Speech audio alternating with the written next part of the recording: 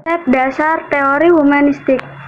Teori belajar humanistik merupakan salah satu teori belajar yang paling abstrak di antara teori belajar yang ada. Karena teori belajar ini lebih banyak membicarakan gagasan tentang belajar yang paling ideal daripada memperhatikan apa yang bisa dilakukan dalam keseharian. Belajar humanistik lebih mengedepankan sisi humanis manusia dan tidak menuntut jangka waktu pembelajar mencapai pemahaman yang diinginkan. Akan tetapi lebih menekankan pada isi atau materi yang harus dipelajari agar membentuk manusia yang seutuhnya. Belajar dalam teori humanistik dikatakan berhasil jika peserta didik bisa memahami lingkungan dan dirinya sendiri, mencapai aktualisasi diri.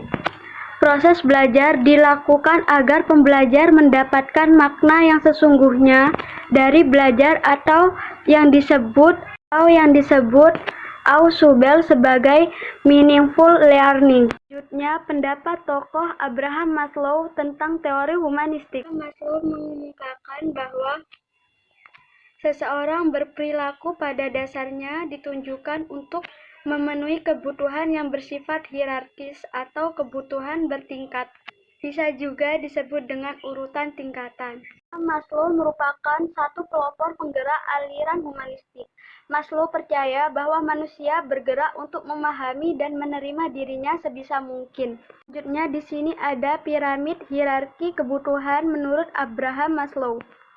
Yang paling bawah di piramid tersebut yaitu ada kebutuhan fisiologi atau dasar. Nah, kebutuhan ini contohnya seperti makan dan minum. Dan tingkatan keempat dari kebutuhan menurut Abraham Maslow ini ada kebutuhan akan rasa aman, nyaman, dan tentram. Nah, kebutuhan ini contohnya seperti terhindar dari kriminalitas, binatang buas, diejek dan direndahkan, dan lain-lainnya.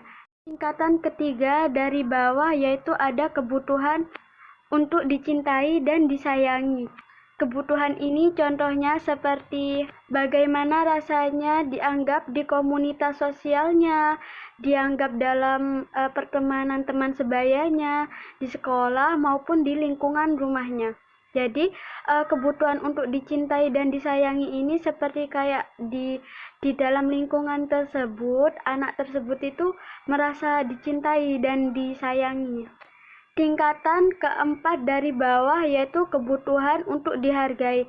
Nah, contohnya seperti rasa bagaimana pendapat atau kontribusi siswanya ini dihargai atau didapat apresiasi dari teman-teman sebayanya maupun ibu guru di sekolahnya. Yang kelima adalah tingkatan yang paling tinggi yaitu kebutuhan aktualisasi diri.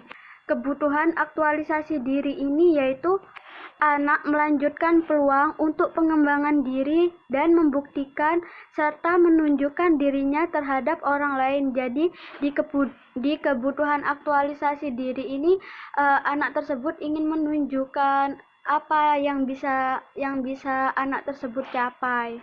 Prinsip-prinsip teori belajar humanistik.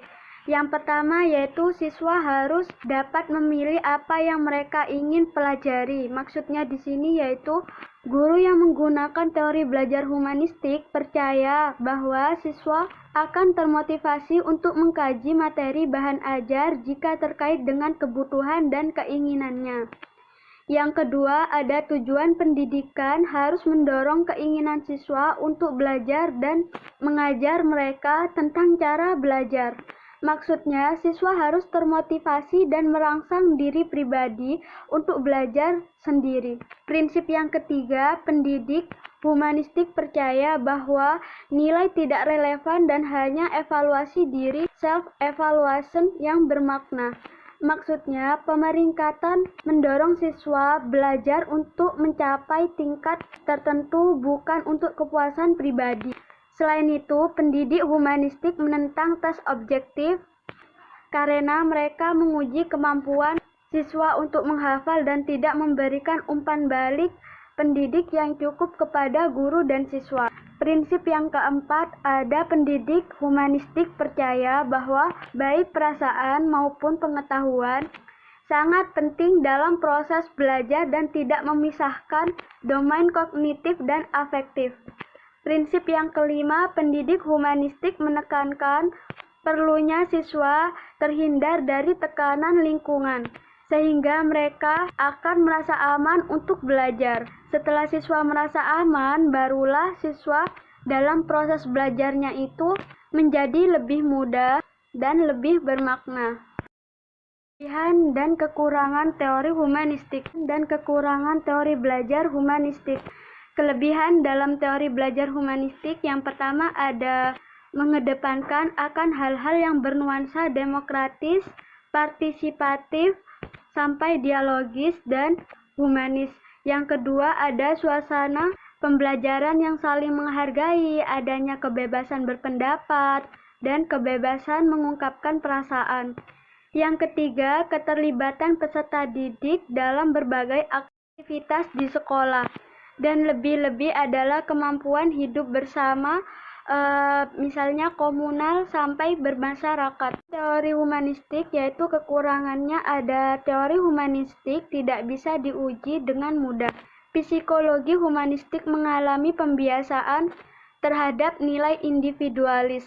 Siswa yang tidak menyadari dan memahami potensi dirinya akan ketinggalan dalam proses belajarnya. Yang terakhir, siswa yang tidak aktif dan malas belajar akan merugikan dirinya sendiri dalam proses belajar. Penerapan teori belajar humanistik dalam pembelajaran agama Islam.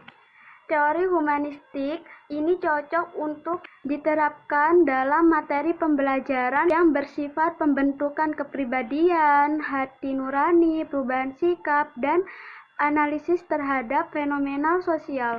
Contohnya misal, guru pelajaran pendidikan agama Islam menjelaskan kepada siswa bahwa orang yang disukai Allah adalah orang yang saling mau berbagi, memiliki sifat sopan santun, dan berbakti kepada kedua orang tua. Nah, di sini ada anak yang mempraktikkan perkataan dari guru tersebut. Contohnya, ada siswa yang bernama Nila melihat temannya Dimas tidak jajan di kantin. Setelah didekati, kenapa Dimas tidak jajan di kantin? Dimas mengatakan bahwa Dimas harus menabung untuk membeli sepatu baru karena sepatu yang dipakainya sudah rusak. Di sini Nila menerapkan atau mempraktikkan teori pembelajaran humanistik yang dijelaskan oleh guru pelajaran agama Islam kemarin. Jadi Nila di sini membagikan makanan yang dibelinya dari kantin dan diberikannya kepada Dimas untuk makan bersama-sama. Teori ini sangat cocok untuk diterapkan dalam pembelajaran pendidikan agama Islam. Karena pendidikan agama Islam juga salah satu media pembelajaran pembentukan kepribadian, hati nurani, perubahan sikap, dan analisis terhadap fenomena sosial. Nah,